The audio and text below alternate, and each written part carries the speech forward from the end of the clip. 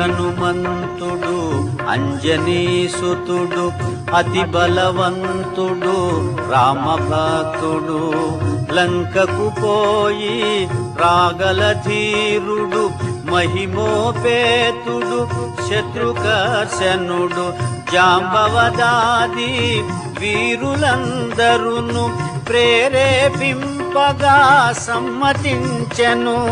లంకేశ్వరుడు అపహరించిన జానకీ మాత జాడ తెలిసికొన.